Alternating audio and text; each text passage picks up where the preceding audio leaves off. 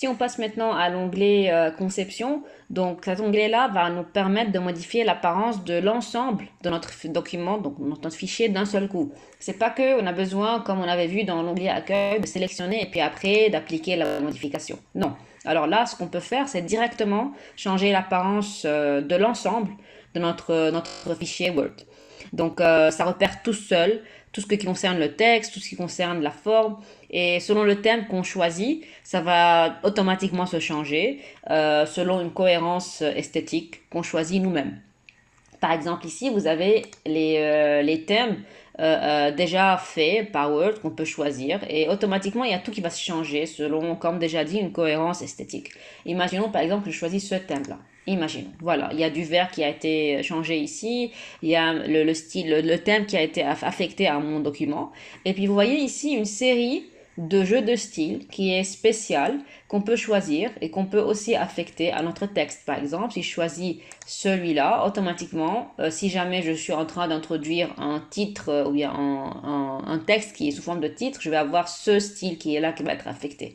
Donc ça veut dire que pour chaque thème, vous avez une série de jeux de style que vous pouvez choisir.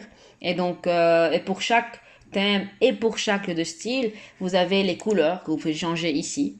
Et pour chaque thème et jeu de style et couleur, vous pouvez changer les polices, faire ce que vous voulez. Donc voilà, ça affecte l'ensemble de votre fichier et c'est vraiment très pratique lorsque vous avez envie d'affecter des changements qui sont très généraux pour votre fichier Word.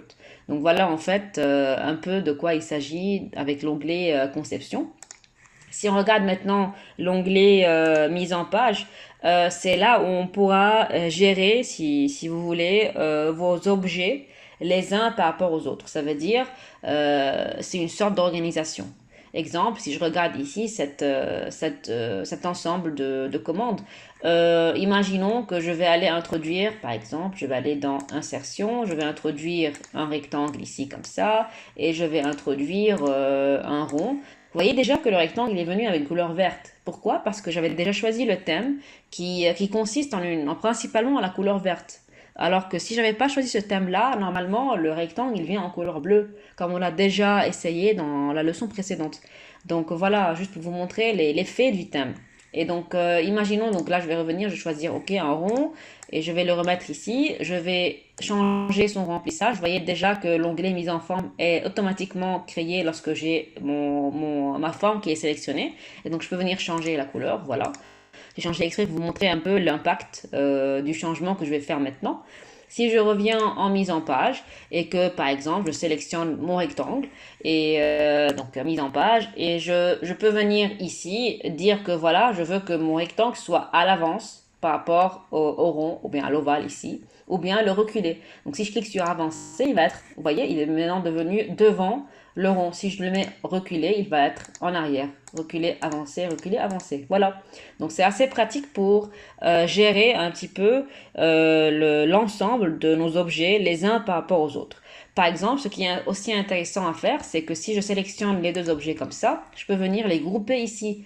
Donc avant, c'était deux objets séparés. Si je viens cliquer sur grouper, je vais avoir un seul objet. Vous voyez comment la sélection a été faite maintenant, de manière à ce que les deux objets soient sélectionnés. Si j'ai envie de les dissocier, je reclique, donc je le sélectionne, l'objet entier, et je viens ici et je clique sur dissocier.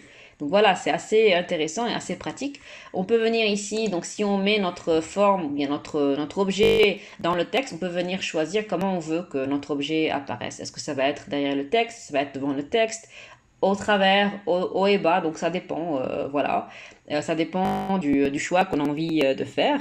Et on peut aussi, par exemple, aligner, si on a plusieurs objets, on peut aligner nos objets par rapport à une droite de référence. Donc voilà, c'est assez pratique lorsqu'on a besoin de le faire. Et cette partie-là, elle concerne un petit peu donc, comment personnaliser le texte qu'on avait déjà vu avant.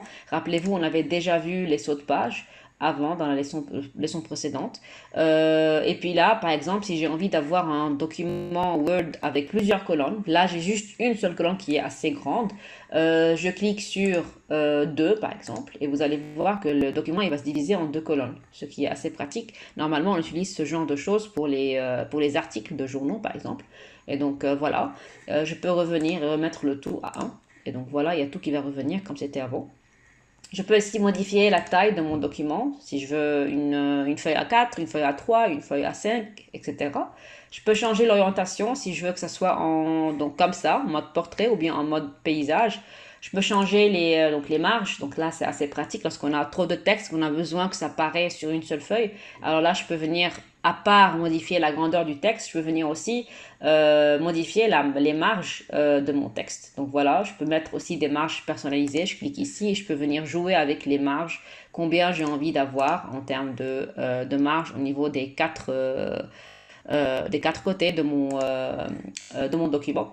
Et ici, par exemple, si je sélectionne mon texte, je peux venir choisir aussi le retrait. Donc, regarder ce qui va se passer si j'augmente ici le numéro. Donc, vous voyez, il y a tout qui va se décaler. Donc, c'est assez intéressant si j'ai envie de décaler un texte par rapport à l'autre. Et je peux aussi changer, évidemment, l'espacement avant et après le texte sélectionné. Donc, si j'augmente, vous voyez ici l'espace qui va augmenter. Voilà, et puis si je diminue ça aussi, vous voyez l'espace en bas qui va augmenter ou bien diminuer. Tout dépend du choix que j'introduis ici.